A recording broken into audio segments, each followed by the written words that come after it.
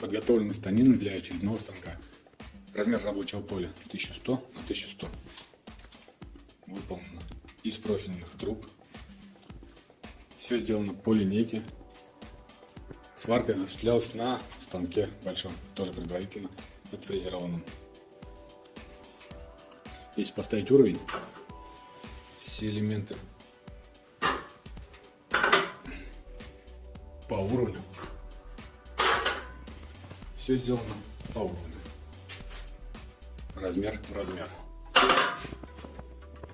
Со всех сторон. Вот такая вот получается конструкция. Фрезерный станок.